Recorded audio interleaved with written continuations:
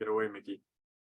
Hi, everybody. Welcome to the El Sobrante Municipal Advisory Council's Subcommittee on Cleanup and Beautification, formerly known as illegal dumping.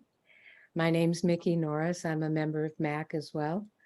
And we are excited to have this meeting of this subcommittee to get people up to speed of what we've been doing. But really, I'm very excited about the presentation that we're going to be having today from the county's task force ad hoc committee on illegal dumping.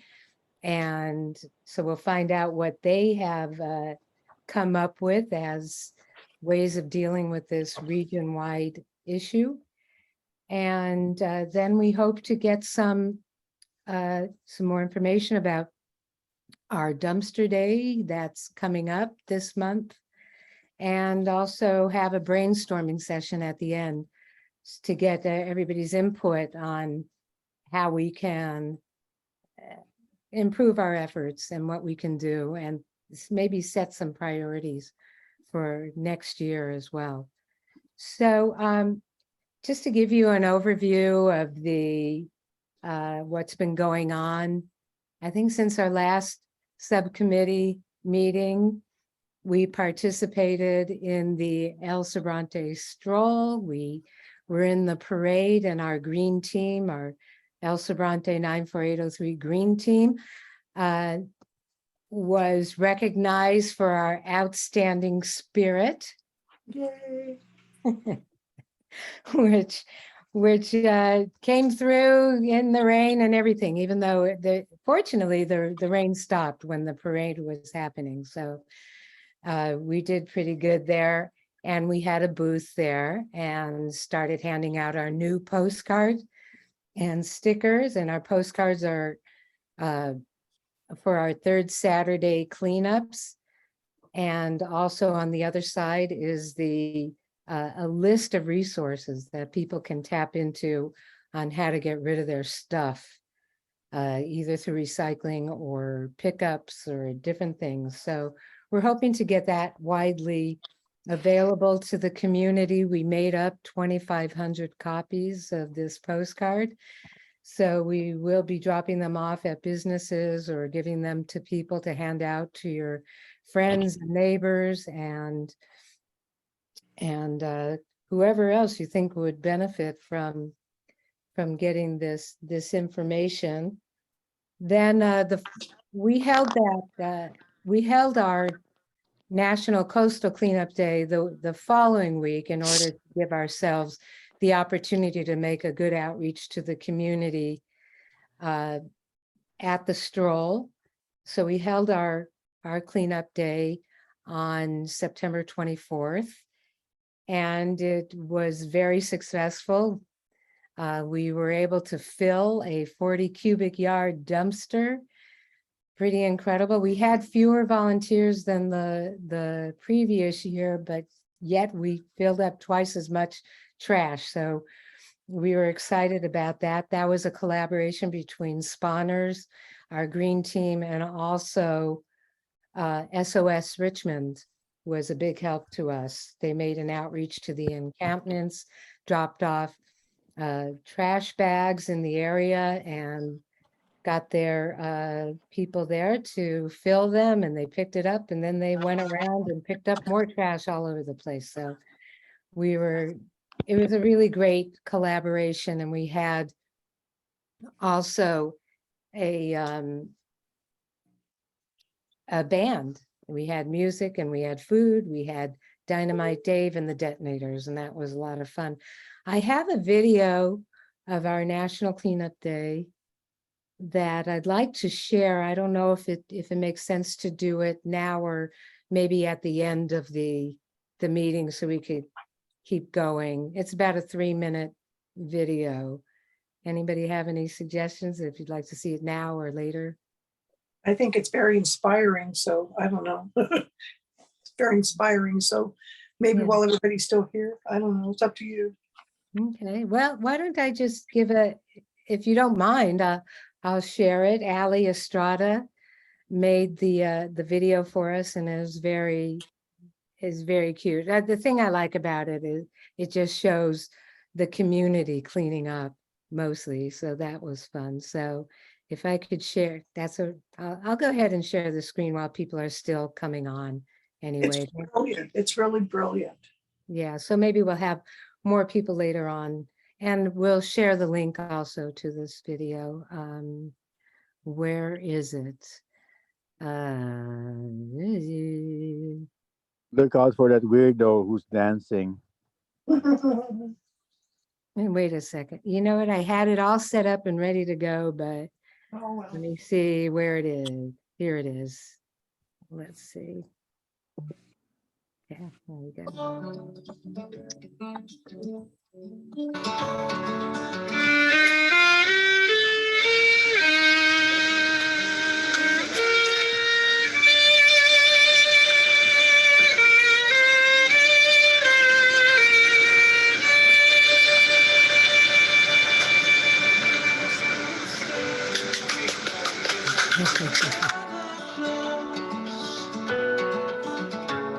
To you, we go together. It's all I know. Side by side is how we grow, hand in hand. Through these times, we'll fall and rise. Funny how you can open up the gray sky with only one of your sweetest smile. We go together. It's all I know. Side by side is how we grow, hand in hand. Through these times, we'll fall and rise.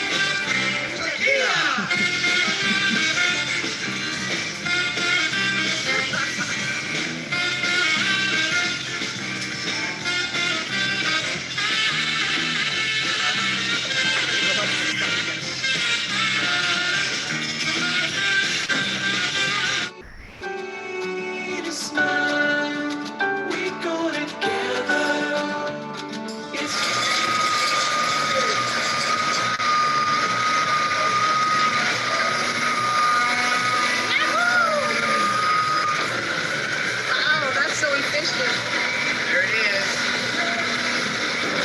Did anybody get it? Has it old one? Did you take a picture of it at the end?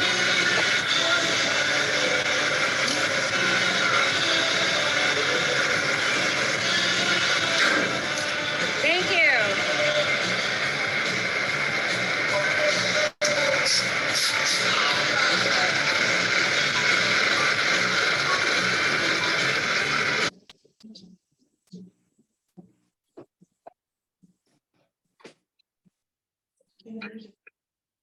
Right here. We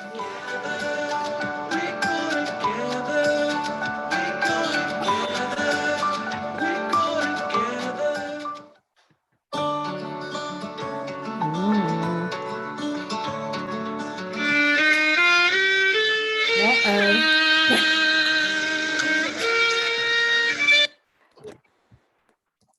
Okay.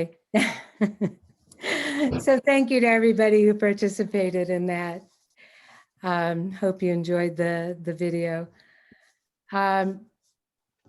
Next up, we're going to have a presentation. I've been waiting for this for a long time to get the report to see what the county is doing, because we've all had some ideas over these last few years, but good to hear. But first, I'd like to introduce our supervisor, John Joya, who has a few words he'd like to say about this task force, I guess.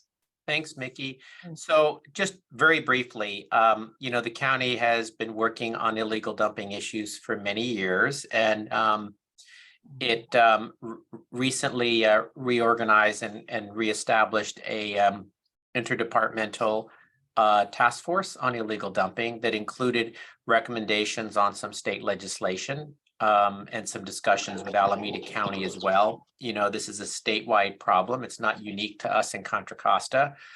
And the idea was really getting departments working together. I will say one thing, and I'm not sure it's part of this presentation. North Richmond has had a long history of addressing illegal dumping. And in fact, Tanya Polito, who works in my office, used to be the coordinator of cleanup efforts in North Richmond in a position through a nonprofit that was funded by the mitigation fees on the landfill in North Richmond. And it is probably, I say this as sort of just by context, it is probably the one unincorporated area in the county that has had the most money and most time spent on illegal dumping. And even with all that effort and funding, it's not been totally eradicated. It's a very hard issue to deal with. And, maybe in one of your future meetings, you should also get a presentation, maybe by Deidre Dingman and some of her colleagues in Department of Conservation Development that provide staffing to the City of Richmond and Contra Costa County Mitigation Committee, because you can see from them. I think what you're going to hear tonight is really good from county departments on this countywide working group and task force. At a future meeting, I think hearing about the very, very specific strategies that were funded in North Richmond, which has a much more challenging illegal dumping issue than El Sobrante, frankly, because it's closer to the landfill. And you can see all the strategies they have and the money they're spending and how they spend it. So I think that could be helpful to you. And, and and even with that work, it is, as I say, there is still dumping that happens. And so it seems to be just it's an ongoing work in progress to deal with this. And so, and the county staff you'll hear from on this countywide effort, I think will, have been working very hard because, this is happening all over the county. So with that, I'll end and turn it over to you and them. Okay, I'm not sure exactly. I'll jump in. This is David Okay. Brockbank. I'm with Thank the you. Department of Conservation and Development. I am the new program manager for solid waste, actually taking over a little bit for Deidre Dingman. She's moved into a deputy director position. And so I also have our staff, Joanne Marie. I'm going to apologize and not share my camera. I'm actually under the weather. So appreciate that. But thank you, Supervisor Joy. You're absolutely correct. North Richmond is a really good example of what's, what we're trying to do in programs we've instigated or implemented that is a continuing effort. And it's not just a countywide problem. It's not even just a statewide problem. It's a countrywide problem. We work with Alameda County and our state agency, Cal Recycle, on illegal dumping, and it's a big problem. And so our partners over at Alameda County have implemented a actually statewide task force that has an annual conference every year. And it's very beneficial to hear all the different strategies. So I hope Mr. Rosales has actually sent a email that has some of the it's a table with our number of strategies and how to deal with illegal dumping. And Supervisor Joy is correct that we do have interdepartmental task force. It's not really a quite task force, but it's the initiative. We call it the Illegal Dumping Initiative.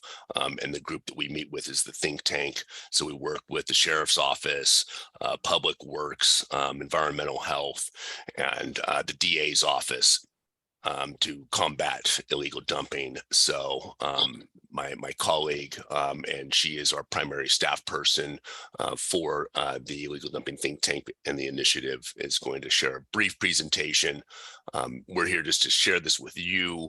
And if we have further questions and we want to come back, we have no problem coming back and meeting with the full El Sobrani MAC and provide a presentation and discuss this, because yes, it is an issue that we're trying to do our best efforts to try and combat. So with that, Joanne Marie, please take us away. Joya and David for that introduction. Again, my name is Joanne Marie Ricasata. I'm a conservation planner with the county's Department of Conservation and Development in the Solid Waste and Recycling section. I'm also known as the program coordinator for our illegal dumping initiative. I'm going to provide a brief overview of the program, share a few key observations that lead to illegal dumping in our county and statewide. I'll describe a few strategies that aim to address these issues and share some additional resources, and hopefully collect some feedback and answer some questions. And we can see my screen and hear me clearly? Yes. Perfect. So as David said, the Illegal Dumping Initiative is a program launched by Contra Costa County to reduce illegal dumping, illegally dumped waste in our community through education, prevention, cleanup, and enforcement strategies. The initiative is jointly conducted by a team of 5 different county departments: the Sheriff's Office, the District Attorney's Office, the Department of Public Works, the Environmental Health Division of the Health Services Department, and the Department of Conservation and Development. And we're overseen by the Board of Supervisors and its Illegal Dumping Ad Hoc Committee.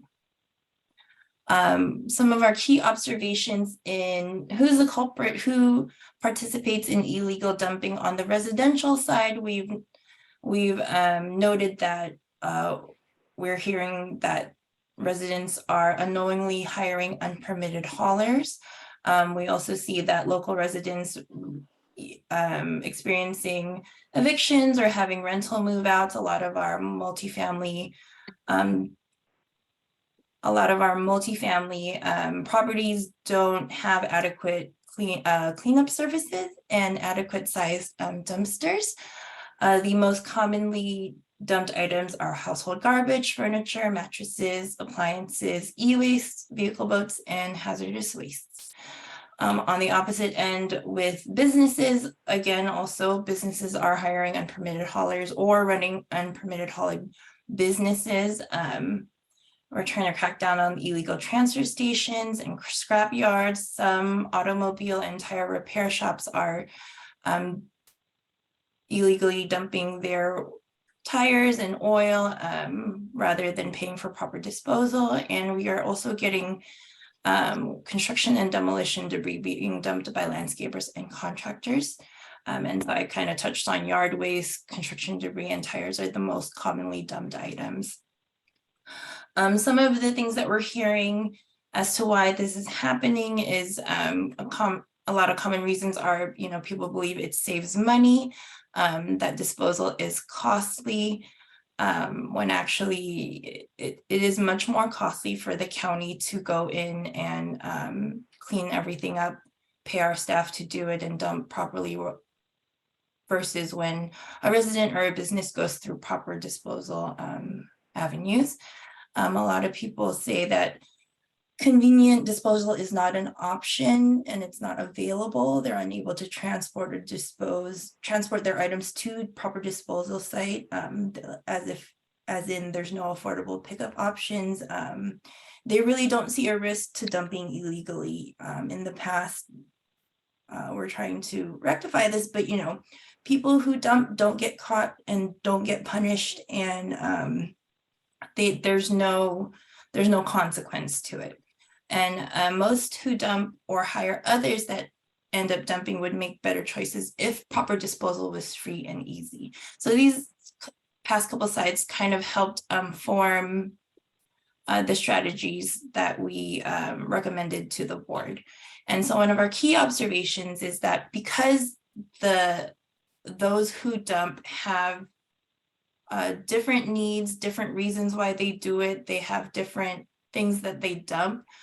We've researched that a broad, consistently implemented multi-pronged strategy is the key to long-term success. So for each individual mechanism to be successful, strategies must be consistently implemented as part of a joint interdepartmental approach. So with our 5 interdepartmental teams, we can't have a weak link. We all have to work together to combat this longstanding issue. And so our 4-prong approach, the County Board of Supervisors launched the initiative and approved a total of 56 illegal dumping strategies recommended by our interdepartmental team. These strategies are grouped into 4 categories or 4 prongs, those being education, prevention, cleanup, and enforcement. Most of the 56 strategies involve continuation of existing tasks that fall under these 4 prongs. With this recent reorganization, our initiative is meant to augment the effectiveness of our ongoing efforts through enhanced coordination, additional investments designed to address the underlying factors that contribute to this longstanding problem. This is a slide of our strategy table, which I believe Edgar may have forwarded to you guys. This is our way of tracking our efforts, tracking the strategies, categorizing each strategy as existing, expanded, new, and it identifies our funding mechanism, our budget, the lead department for implementation, and tracks any updates. When we meet with our ad hoc committee, we go through, we update this as the ad hoc committee meets, and then we tend to just highlight a few of the big updates because it is 56 strategies. There are a lot of items to go over. So we try to touch on the highlights, but have the information all available. Some of these strategies I wanted to highlight were our public outreach campaign. We are aiming to create a public outreach campaign with different messaging. One being how to do the right thing, what proper disposal options are available, how to report illegal dumping, how to report illegal dumping for cleanup.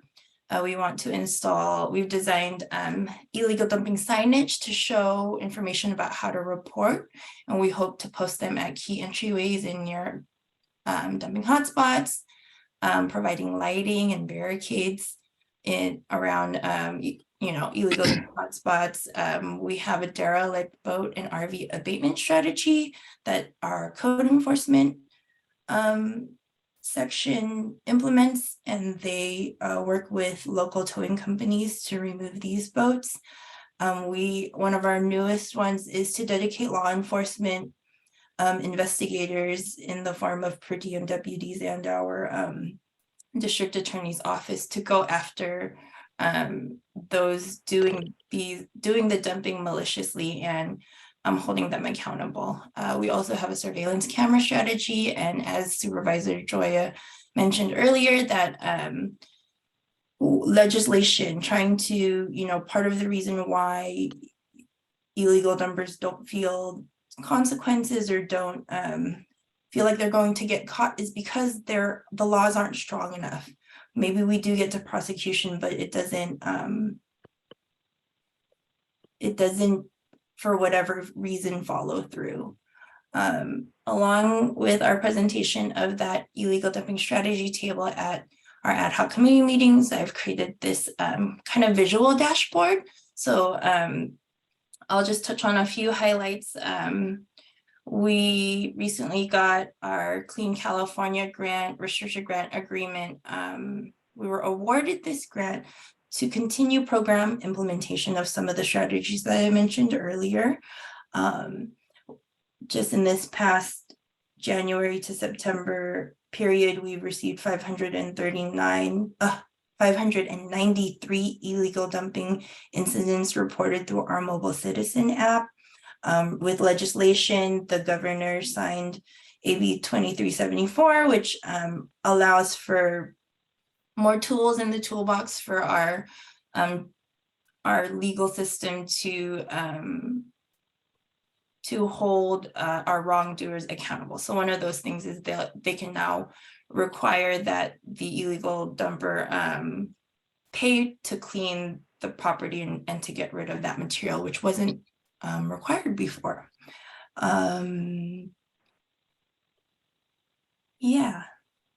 We have an illegal dumping video out. We worked with our clean water program and created a video kind of outlining how illegal dumping affects our county, and with some helpful resources available. That's on YouTube. I wanted to touch on our mobile citizen app, which is something you can download on your cell phone. These are some screenshots where you can have a new request, take a photo of the illegal dumping. There's a location attached to it, and it gets sent directly to Public Works if it's within our unincorporated county, such as El Cervante, for cleanup. And I just wanted to list some additional resources. To clean up illegal dumping, you can call 1-800-NO-DUMPING or use our mobile citizen app. I highly recommend using that mobile citizen app. You guys all seem very savvy with technology and Zoom, and it really feels like a Facebook or an Instagram when you're posting, reporting it. So it's very user-friendly. To report illegal dumping, our sheriff's non-emergency line is posted there. I'll also put it in the chat. Our new website, resource.stopwaste.org, is your guide to find for reuse, repair, recycling, and safe disposal. It's also now been updated with all your curbside information for all of unincorporated county. We've checked for accuracy, so what you see on there is up to date with your what services are available to you as a curbside disposal or curbside subscriber. Our recycling hotline has been around for a while. You can always call and speak to a live person to discuss and find out where to properly dispose of items. And you can always call your curbside garbage hauler to ask about free on-call pickup services for extra waste or bulky items. This is a service that is free and it is severely underutilized. So one of the big strategies that we want to work on is we have a lot of, we have existing strategies and we want to utilize them to the best of our ability. And that's all I have. If you have any questions, I'd be happy to try and answer. Yeah. Should we, do you want to? We could address some of the stuff that came through in the chat.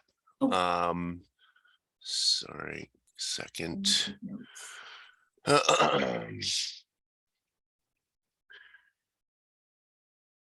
Yes, the El Cerrito Recycling Center is fantastic. Let's see.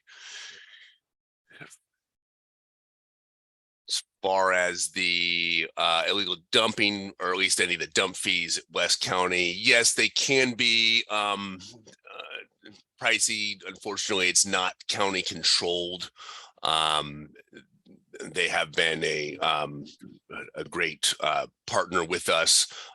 Actually, because the county is so vast, we have 4 different collection franchises that we've negotiated with collection companies, all the way from, West County to East County. And we have them all signed up to actually help us and help Public Works with the illegal dumping. So they actually, we pay to have the illegal dumping that's been reported through our 1-800 number to go out, and actually the collection companies do go and collect that illegal dumping on the side of the road. It's harder to do on private property because there's ordinances against that. But it is something that we work with our partners, including Republic Services, to help us with the illegal dumping problem. So links to the strategies, we can send that to you. We can send it to the entire MAC group as needed, so that they can see that. And then if there's any questions regarding any of those strategies, we can at least try and answer those questions ourselves, or we can point you to the contact person from that department that actually oversees that specific strategy. So but we are definitely here to answer any other questions if you'd like to. Okay. Well, thank you. Thank you for your presentation. I spent some time with this strategy that you Nice. posted the link to. And one thing is that the link to that YouTube video wasn't working, just so you know that. I tried to watch it, but Okay, good to it's know. not working. I think we need the things that struck me, if you can indulge me for a little bit here. We need the materials in Spanish and in English, not just English. Okay. And any kind of outreach, I think, would be good. I'm hoping really that we can up the prevention side of this thing, and also that we can include littering as well as illegal dumping in any signage. And are the fees increased for just littering or just for illegal dumping?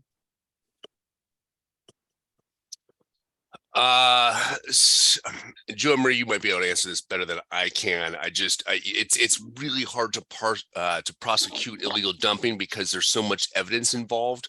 You can do license plate readers, you can do photographs, but there's no guarantee that the person dumping is the person that owns that vehicle, or whether that vehicle was stolen. And so it's a really tough case to crack, according to our DA's office, when it comes to actually prosecuting somebody based on the evidence that is, presented to them. So unfortunately, it really is a difficult task to actually convict somebody. But we do have these cases that do happen. Sometimes it's, self-volunteer that, yeah, they were the ones that actually did it. They'll come clean, but it can be really, really difficult to actually prosecute illegal dumping. Yeah, we were told a few years ago already, we were told that it was so difficult to prosecute that they weren't really bothering with prosecuting the cases because you needed to catch them in the act and the whole thing. And so it seems like the way to deal with it, rather than the increase in the fines that they're not really going to enforce, would be on the prevention side and the public education side. It seems like if we can raise the consciousness of the community. When I was growing up, we used to have there were campaigns, it was ingrained in us, don't be a litter bug, don't be a litter bug. And Right. kids were taught that in school. There were PSAs all over the place about that. And I think we really need to up that, especially on the radio. If we could get some PSAs in English and in Spanish about littering, that we want to live in a beautiful place. You know, the Bay Area is so beautiful, but yet this litter and dumping problem really makes it not so beautiful and kind of, you know, not what it should be. I've noticed that because, you know, I'm part of this green team that goes out and we do a lot of the cleanups. And we've noticed that a lot of the problem is with the multi-dwelling residents, the apartment complexes. And it's true that a lot of them, I don't think, have adequate bins for disposal, or they're not even part of the Republic Services program where they're allowed to get any bulky items picked up. So when people move out, they throw their mattresses on the side of the road somewhere. So I think if we can really enforce more of the, you know, get more on top of some of these apartment complexes to get them to get more bins, more recycling, the whole thing, you know, like there's this place on Davila Way near where we live that's always horrible. And the manager, when we approached them, said that, you know, they're just lowlifes. There's nothing we can do about it. But yet, I don't think they had adequate bins, you know, for them to get rid of stuff. And what do they do when people move out and leave their stuff? I don't know that they're dealing with it in a responsible manner. Also, I think we really need some, you know, more public outreach, more public education. We could use more signage. People have been talking about cameras, that'd be great, or at least even just fake cameras. Maybe that would help, I don't know, or ways of creating barriers to these hotspots in our area. And I was kind of hoping that we could have maybe, rather than I also noticed with, and I won't go on too long because I see that we have more hands up and people want to also chime in. But we have, now I forgot what I was going to say. But, oh yeah, with the, we had a neighbor that put out a few bulky items and took advantage of the Republic Services, but he had more than one thing. So then he was left with these two big other items.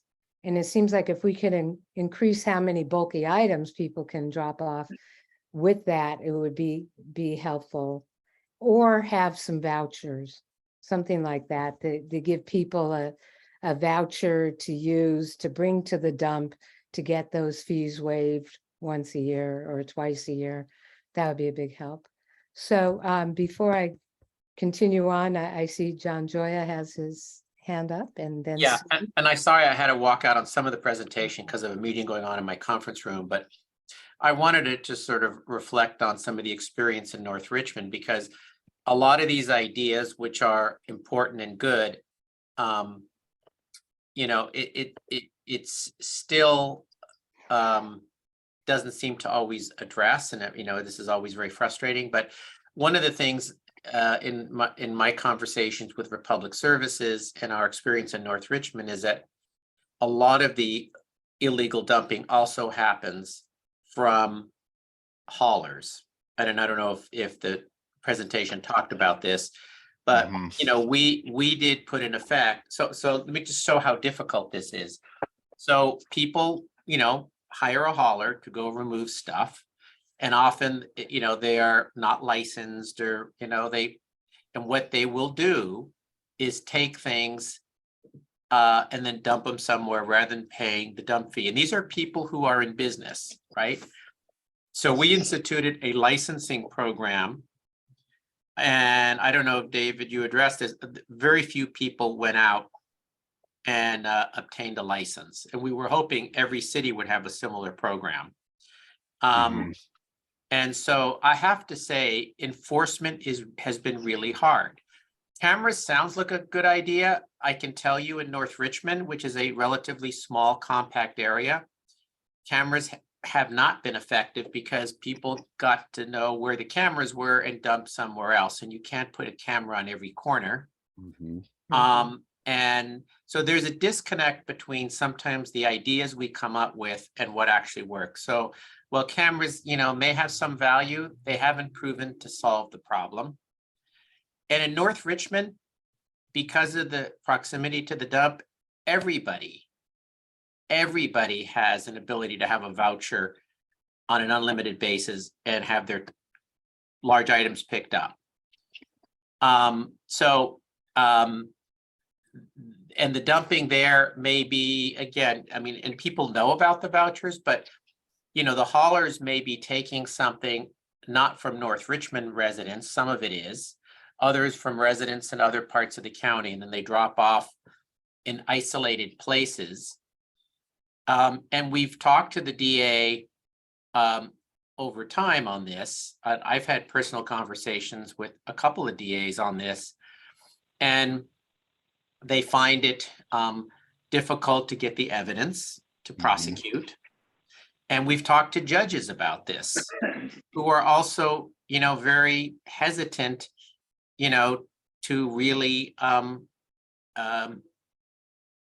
be very, how do I say this, be very intense about their finding, or, no one wants to put anybody in jail for illegal dumping. There's been some discussion, do you impound the vehicle of a hauler who illegally dumps? And, the vehicle is their livelihood for stuff, but it also dumps on the community. The issues are, I'm just saying, have been so complex, and education has been a large part of the effort as well. In fact, one of the things we're trying to do is we would tell residents, ask the person you've hired to haul your trash to come back with you with the receipt from the landfill before you pay them. We tried to identify the trash by looking at mail and other things to see the source of it. But that doesn't mean they did the dumping if they hired a hauler to take it. And so, can police pull over haulers and check on their licensing or dumping permit? Well, so our ordinance only applies to the unincorporated area. So if they're driving, so even if they picked up something in Richmond, if they're driving through the unincorporated area and they don't have a license, they can be, they can be stopped, but nobody's gotten a license, just a couple. And the CHP do traffic enforcement in the unincorporated area. The cities don't have an ordinance. I'm unaware of any city that's passed a licensing ordinance yet. So I'm just telling you, pardon?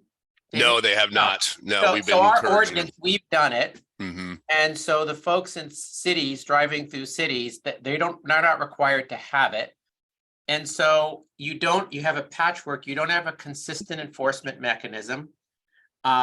It sounds easy to require a license, but everybody out there doesn't have a license. And so, the CHP doesn't have the bandwidth to go stop every truck, and they don't know what truck is carrying stuff that's been professionally hauled versus an individual in their own pickup truck that doesn't need a license taking their own.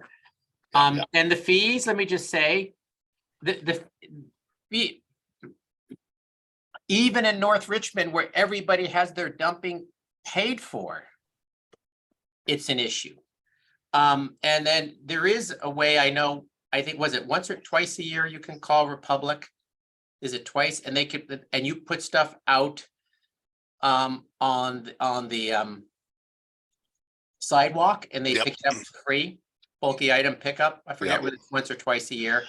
I think we need to really be pretty visible about advertising that. My honest opinion, it's not the dump fees. I mean, these haulers that are doing it, who are in business doing this, they're a lot of the source for this, and this is their livelihood. They're just, pocketing, and illegal dumping happens in communities where their fees aren't high. So, you know, and Yeah. it happens in communities where everybody gets a voucher. I mean, Mhm. I have spent 20 years dealing with this issue, and it is one of the most frustrating issues I've dealt with. And so I don't mean to like be the downer here, but I'm saying how challenging it is. And even it's almost like a moving target. Every time we do one thing, another issue, you know, judges aren't putting fines. DA can't get the Yeah. evidence to prosecute. When they did, they made an example of it. A lot of it is an appeal to people to keep their community clean. So, you know, I'm not saying all these strategies shouldn't be tried. They should, but I think none of them are a silver sort of answer here.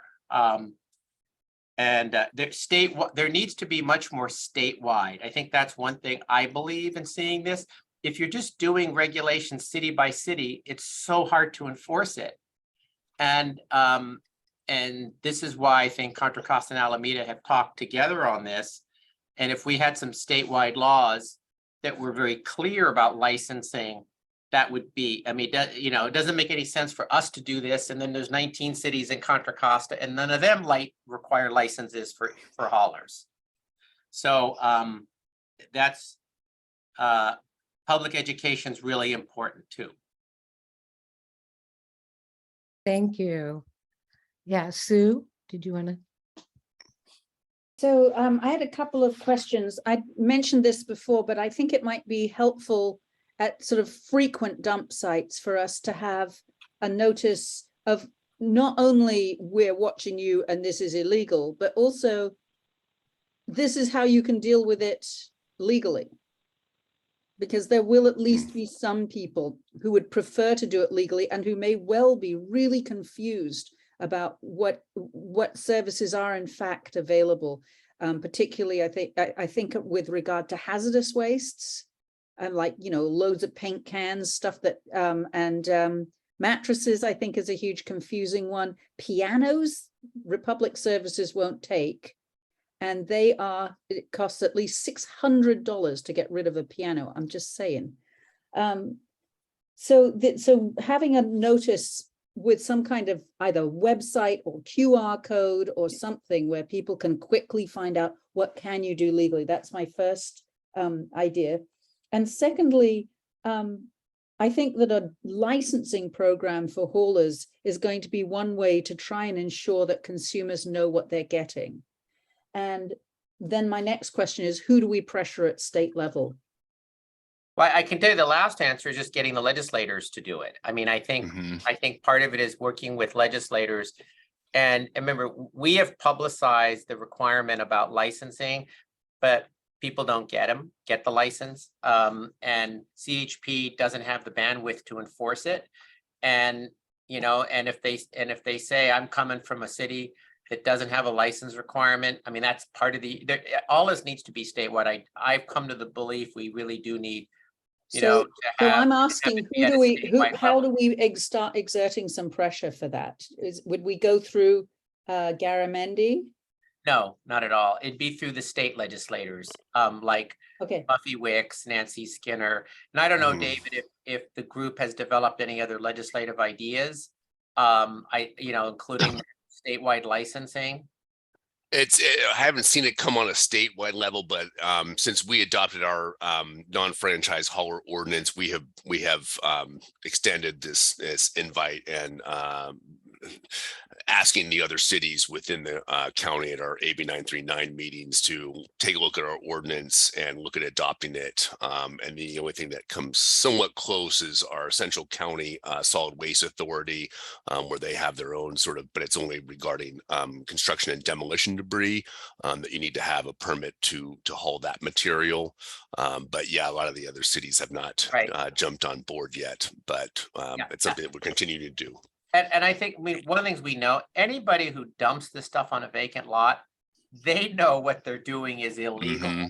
It's not like we need to educate them. They know it's illegal. They're doing it because they're not facing a consequence, right? And you know, it's one of these things where focusing on particular highly dumped areas and trying to monitor them What I'm told by the DA and police, it's been very hard catching people in the act. And even when they've had cameras, it hasn't been, the angles of these cameras aren't always catching the license plate number. And so it's you'd have to position the camera in a perfect location on that. And courts have been very loath to want to come down hard on people, even when there are laws on the books. They just don't.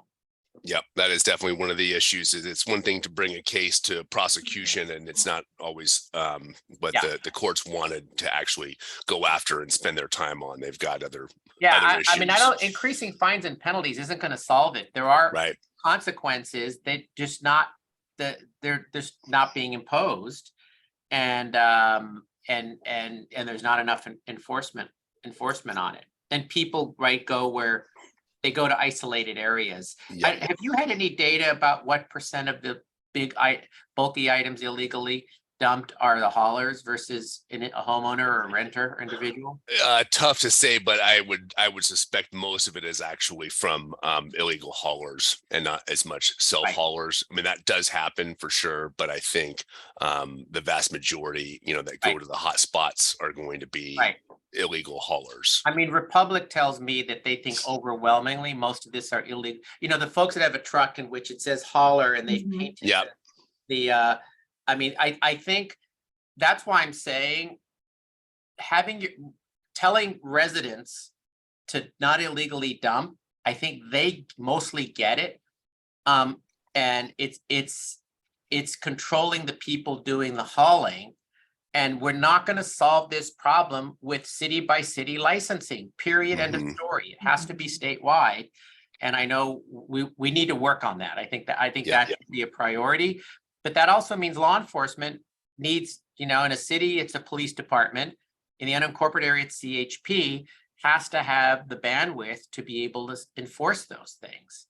I think that's another challenge, because I think the enforcement end is really right now the biggest piece that could make a difference. So I don't know. I just think telling homeowners and renters don't dump, that's fine. It's the people doing this for a business that are causing most of the problem.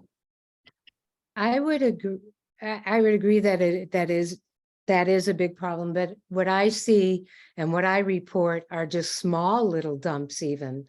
And those I don't think are probably the haulers. I think those are probably individuals. Yeah, I think one of, adding to that, Mickey, I see a lot of, let me put, perfectly good piece of furniture out on my curbside and put free. You think you're doing a great thing because, you're not disposing of it. It could be reused, but it is sort of, giving off that vibe that it's okay to illegally dump, because I know there's, I see it, you put it out there, but nobody wants it. Do you go back and then dispose of it properly? No, and chances are more people are like, oh, okay, well, I can put my old books or my old things. So a lot of it, I think, I hear what you guys are all saying. I really appreciate the kind of thoughtful conversation and comments that have been spoken. I've taken my notes, but it really is a multifaceted issue where the bad actors have so many different motives, whether it be, hauling without paying for disposing, convenience, that slide where I said, why is this happening? There's so many reasons and each one has its own possible solution, right? And so all these mechanisms have to be pulled at the same time to try and get it to work. And maybe this year it's these three and next year those won't work and we'll have to, up the enforcement. And so to be honest, our program is still sort of in its toddler stage, I always say, because we have everything set up. We're just trying to figure out how to push all these strategies and implementation out with the correct timing, right? We can put signage about reporting illegal dumping, but if we don't have our investigators lined up with their process and we don't have our prosecutors in the know about what laws they can prosecute for, we're all trying to work together to find the right, push. And Right. Can I ask something? Because I think part of what maybe all of us can continue to do is, publicizing to homeowners what they can do. I mean, I just looked on the website. You can all bring 3 mattresses per month for free to the landfill under the. I did not know that. Yes, so I think we need to, I'm looking at it here. Yeah, and it's residents of Richmond, Hercules, Pinole, San Pablo, El Cerrito, unincorporated communities are eligible to bring 3 mattresses per month to the hazardous waste facility at no cost. And that's Wednesday through Saturday, 9 to 4. Yeah, So we the have that problem on is, our right, postcard. you do, the problem is people that can't, so that people can't, many people don't have a pickup truck to take it there, I get it. So they hire a hauler who can dump, but for free, they can try to prove residency. Instead, they dump it on the side of the road. How do we effectively stop that? So I mean, I think one of the strategies, is maybe countywide is doing a better job. I don't think we do the best job letting the residents know about what they can do now for free. So I think we should do more of that. I recently called Republic to pick up some big bulky items from my house, and I just left them out on the driveway. I think, frankly, that's something that we may look to negotiate more in any new franchise agreement, is more ability for people to leave things on the curb. Because these franchise agreements are all coming up in the next few years.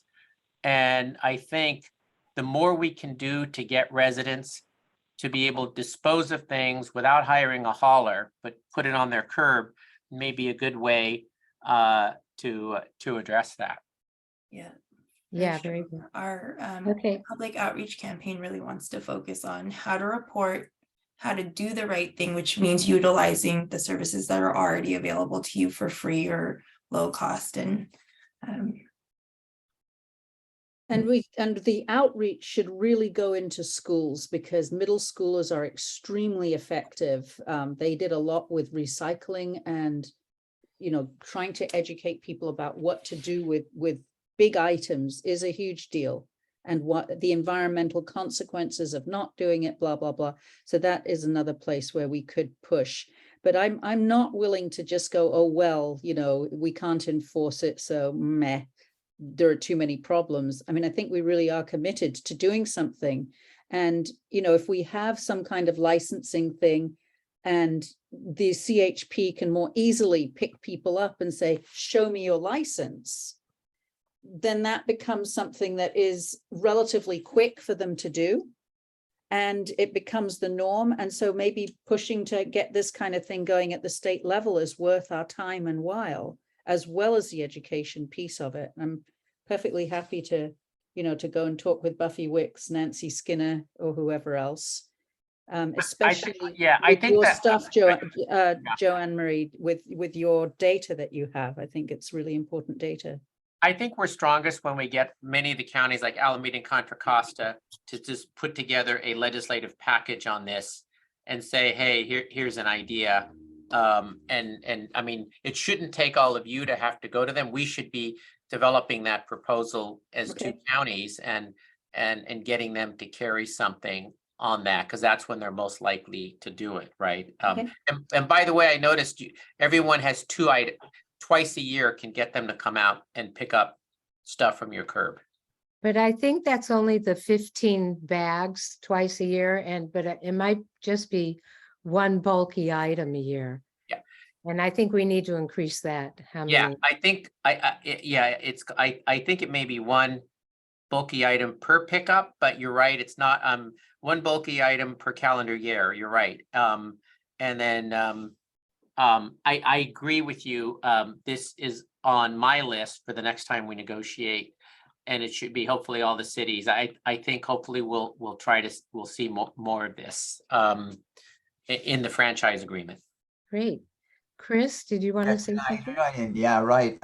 John, from what you're saying, there is no state bill about hauling licenses or anything like that right now, or the legislation or whatever.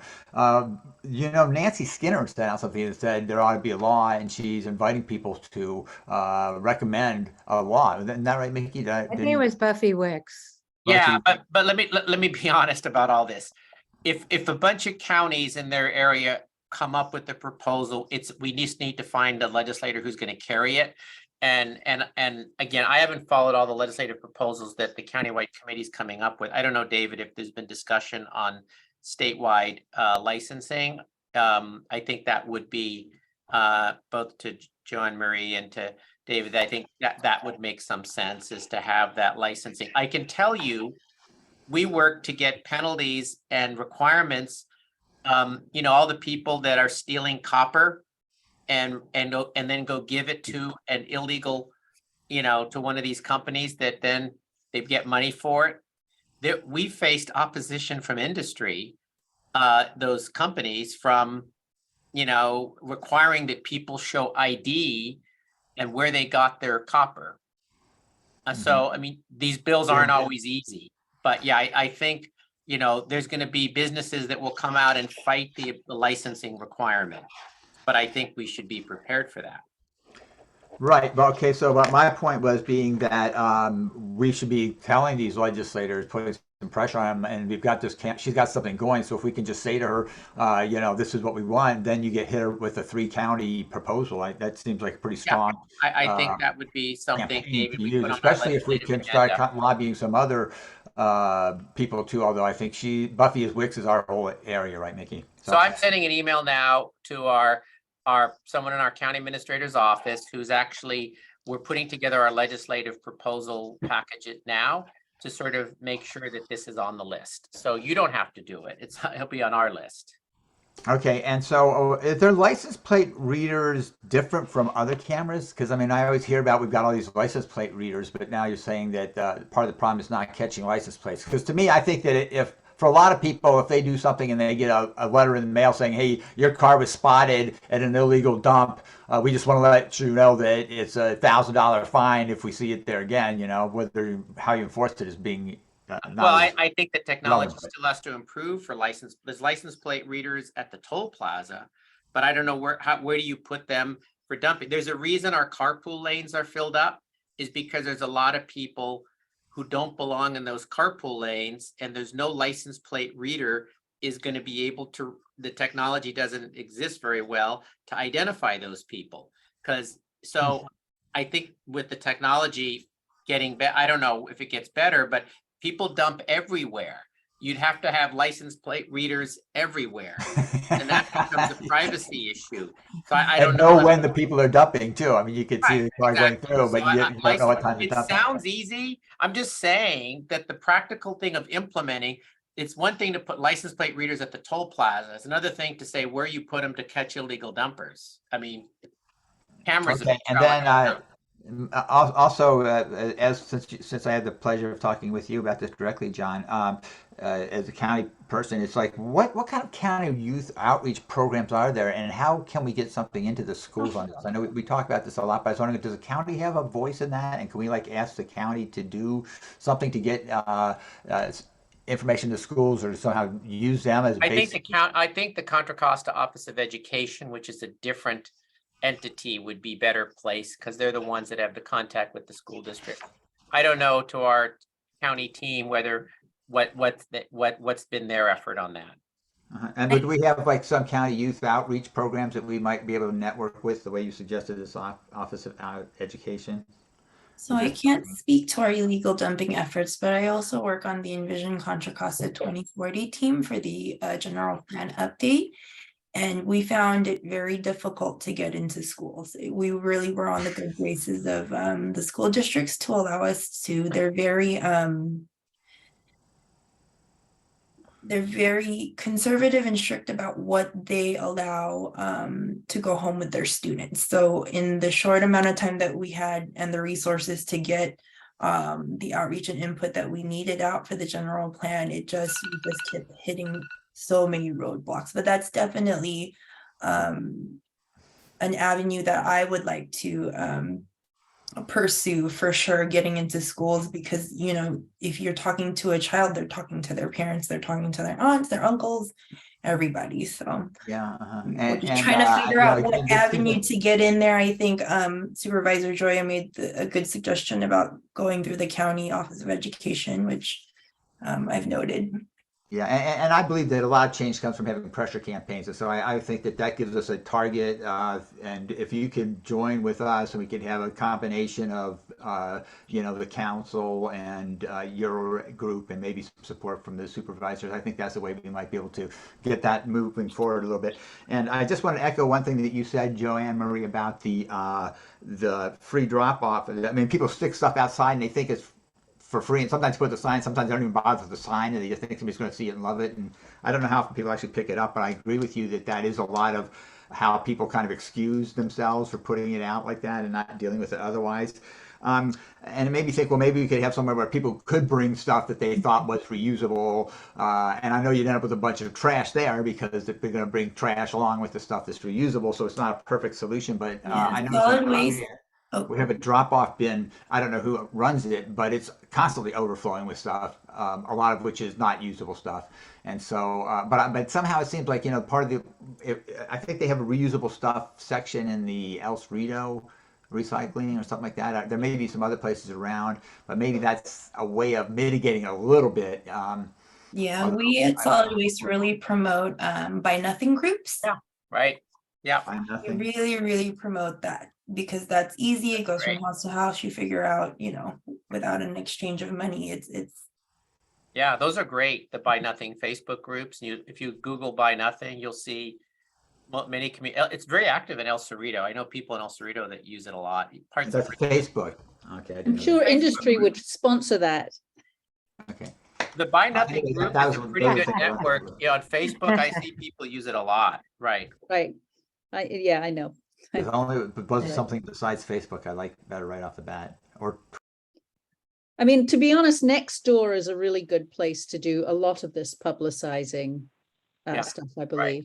Yeah. And we picked up a bunch of free stuff off of Nextdoor, and a lot of times somebody's already grabbed it before we even, you know, even in a matter of a couple hours, people have already gotten it. So I think it is fairly effective. Do other people have some questions while we have the county here? Representatives? Hi, can you guys hear me? Yes. Oh, hi, this is Tamika. Do we have funding to fund like a billboard or something to have this like phone number or information very loud and clear for people to see? Or is that too costly? Great question. We recently applied for the Clean California local grant program and were awarded $695,000 to implement some of our strategies, including a public outreach campaign where we will hire a consultant to help us do English and Spanish radio spots, see the feasibility of doing a billboard, social media campaigning. Just we have a number of strategies that we've want to explore to do kind of a robust public outreach campaign. So that will be funded by our Clean California grant, which we just got the green light, the notice to proceed. So stay tuned. I will say we are going to try to implement and be more aggressive about the dumpster days we do in our unincorporated areas. And Edgar's working up he's working up our office strategy. And, you know, and we'll be in contact with you, whether we do it quarterly to have more dumpster days with the dumpsters we get currently. And of course, with the franchise renewal, we'll hopefully get more. But I think we're going to really try to be aggressive about more dumpster days. Awesome. David has put his email and mine. So if you have any other questions, I know sometimes things come to mind after all is said and done. So we are more than happy to talk further, answer questions, provide other resources. Very good.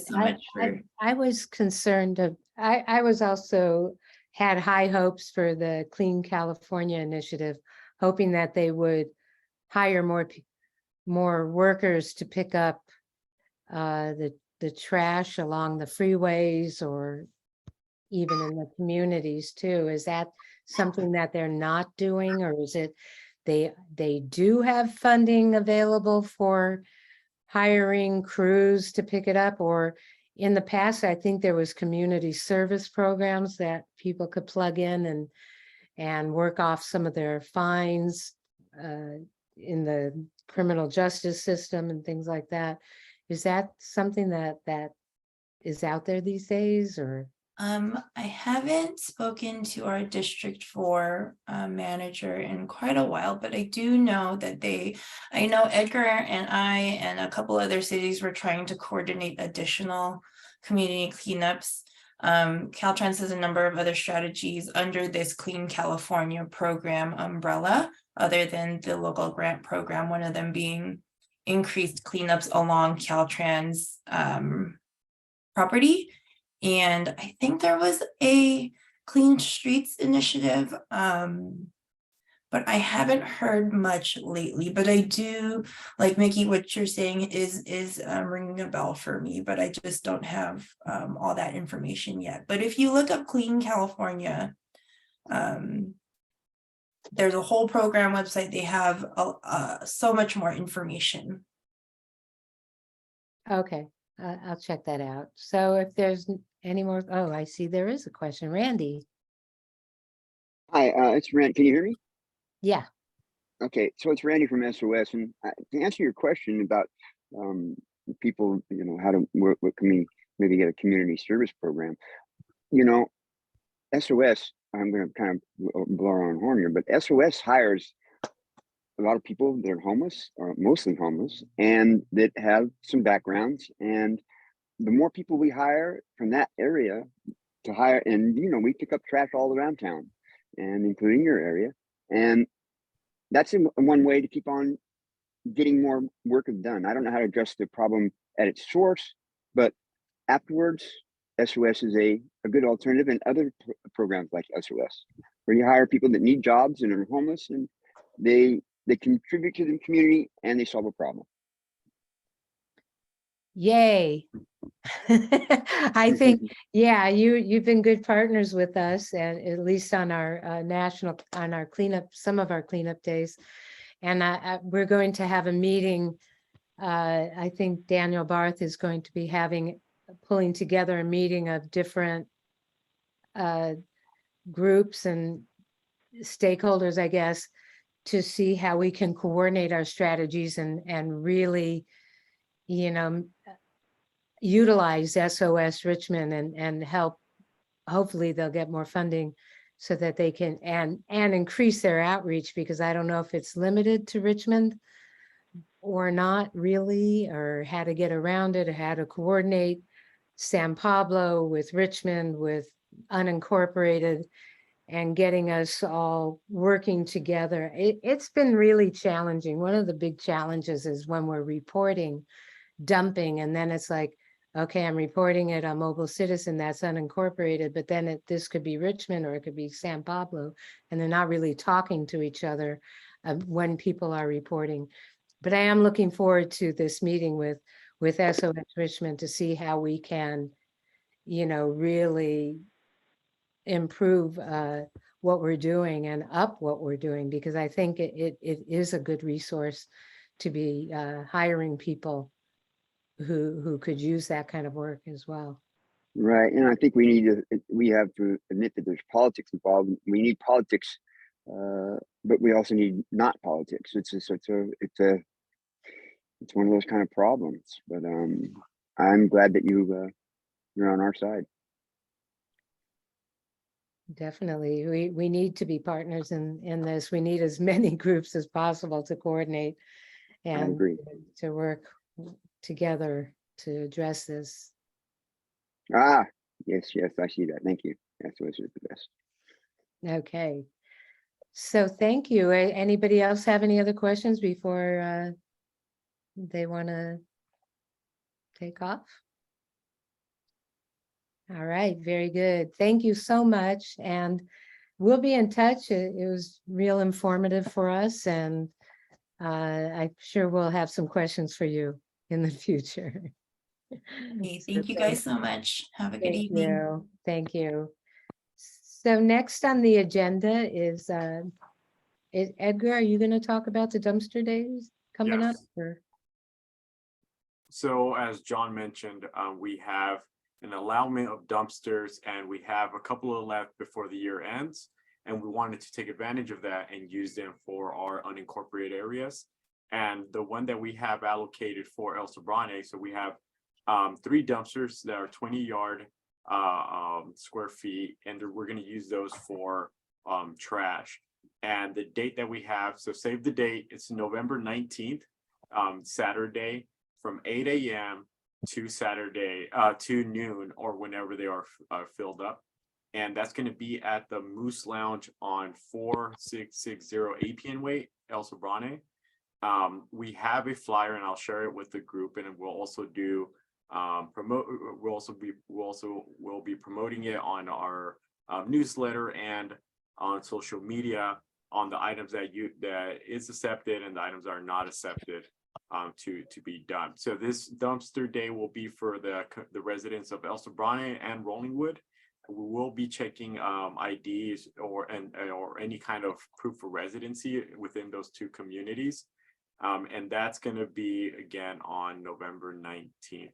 And we're also inviting folks, especially folks in the subcommittee, if they would like to volunteer on that day, that would be amazing. And yeah, we're hoping to have a more robust and more frequent dumpster days in the upcoming year. First, we have to assess and take account to all the events that we have scheduled throughout the year, and then see which dumpsters are left where we can have these frequent dumpster days. And we're also going to be handing out Mickey's 3rd Saturday monthly litter cleanup brochures or flyers, which have a really good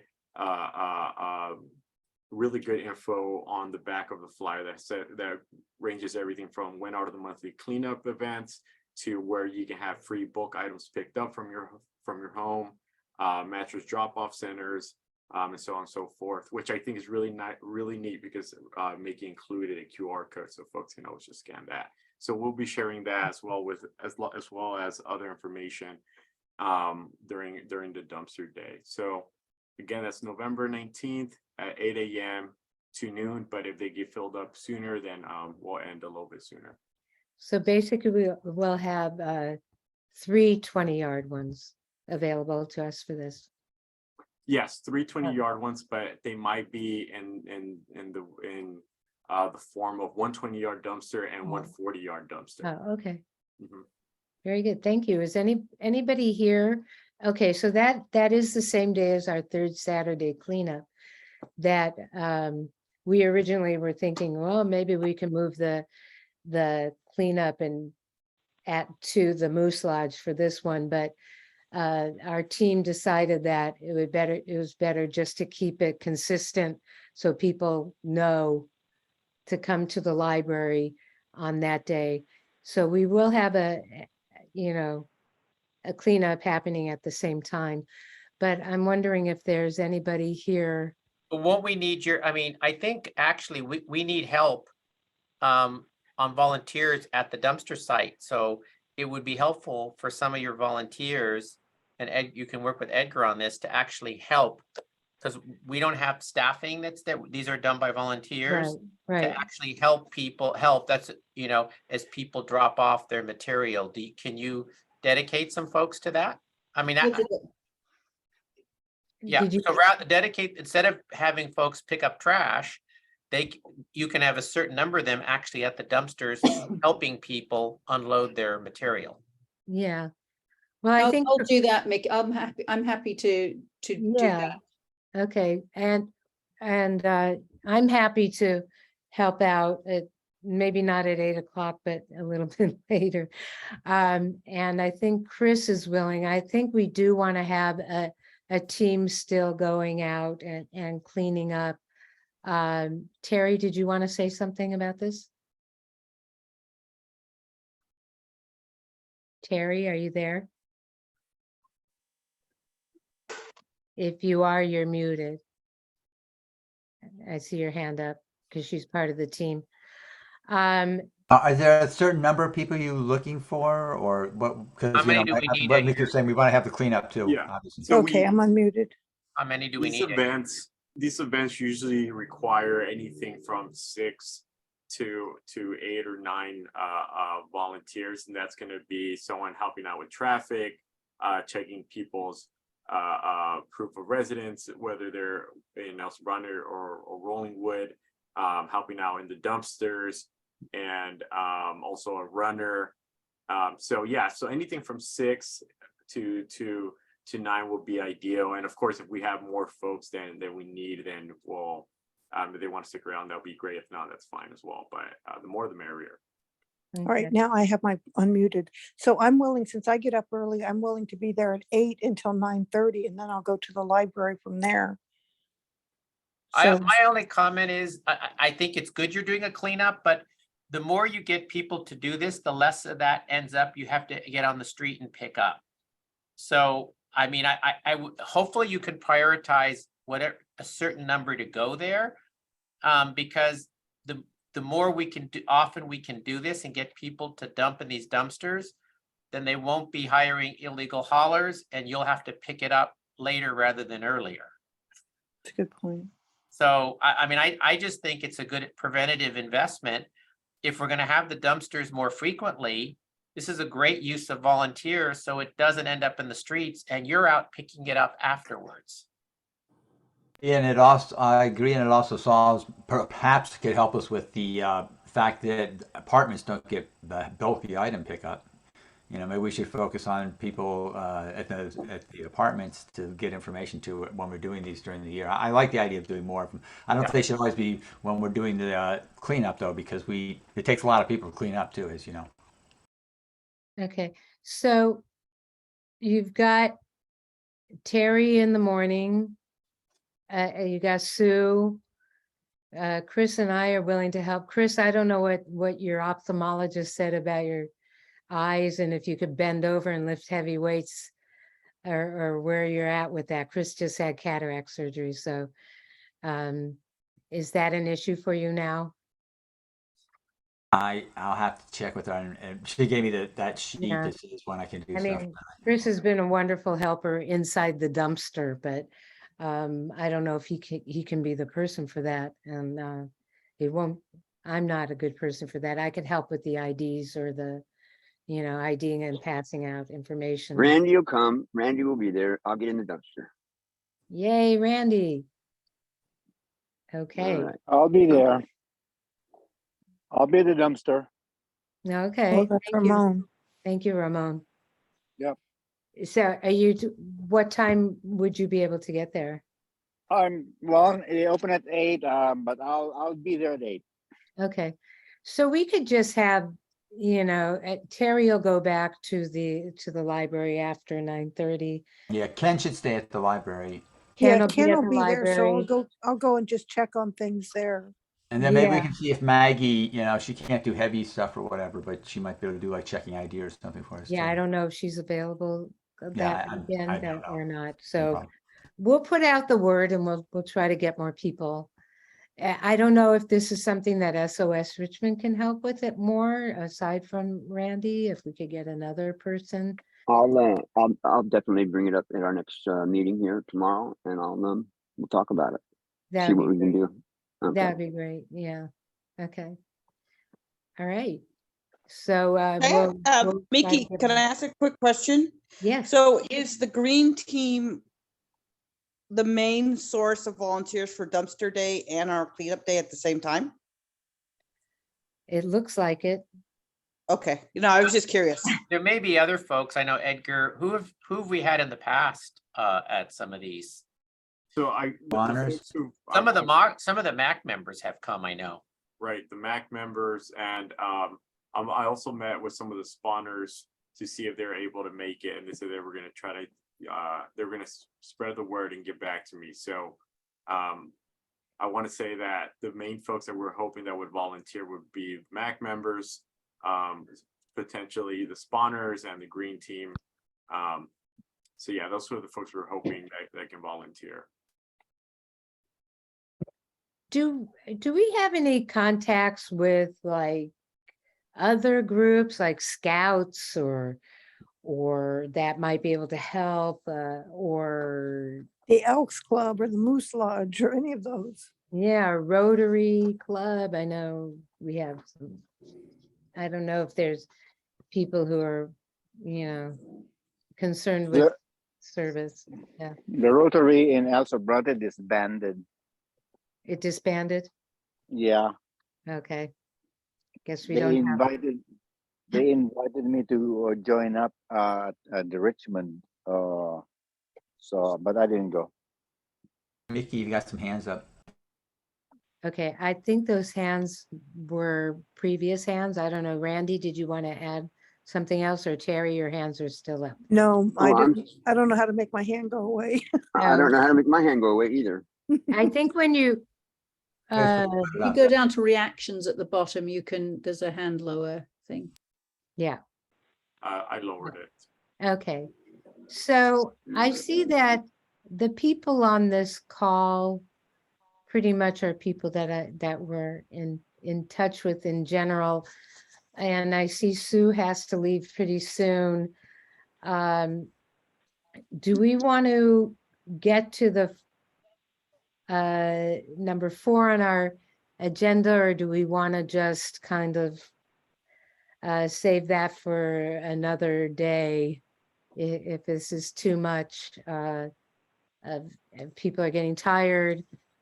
I'm And tired. yeah, okay. Why don't we just What was number roll- 4 on our agenda? What our is number 4 was a discussion about our priorities and goals for the following year and action items we could take. If anybody or just how about some announcements or final suggestions, things you'd like to see for next time. I was so happy to see Adrian on this call, and he's always a fund of wonderful ideas and things to do. I see Tamika, did you want to say something? It looks like you're kind of like lit up here. Yes, actually, I have to go. I have another call, but I will be at the cleanup on the 19th with my daughter. Okay, very good. Very good. Thank you. Thank you, guys. And Bye-bye. Adrian, did you have anything you wanted to say while you got us here? If you're still listening. Who's maybe- it? Did you, Adrian, I see Oh. Adrian here. Or Tomas, did you have something you wanted to say too? Or add to the discussion? No, I'm just listening, but I like all this idea what you've Thank you. been Okay. saying. Thanks for your help today too. Yeah, today we had a cleanup of the Caltrans property, which is Ramon's baby, one of his babies. He has now, he's kind of Yeah. unofficially adopting another baby. Well, you know what? Let me plug in Tomas. Tomas has made me my thumb green. I'm just plugging in. Tomas is wonderful. Okay. Great. Yes, we appreciate all of our volunteers and helpers, and our town is better for it. So, thank you, everybody. And all right, so do we have any more announcements? Our next cleanup day is same day as the dumpster day, November 19th. And hopefully we'll get people at both of them, and we'll put out the word about that. And I just want to mention, I just looked it up, and I won't have any physical restrictions after 3 weeks, so I should be able to do whatever at the dump. I should be able to do anything. oh, really? Okay. But if we've got Randy and Double check with the doctor, of course. yeah, okay. Maybe we'll have a couple people from SOS to help us too. They're always, they've been a tremendous help, and hopefully they'll continue. Sounds like you're on track for 6 or 9 anyway. All right. All right, then I guess we should just end this meeting, and thank you, everybody, and we'll try Thank to you. set up another one it's November, so good chance maybe we'll call the next meeting in next year in January or something to start off Thank the you. with some setting our goals and priorities then. Sounds good. All All right. right. See you All right. there. Thank you so Have a good much. night. Good to see Thank you. you, Ron. Good night, Mickey. everyone. Okay. Bye. Thank Thank Thank you, you. Mickey.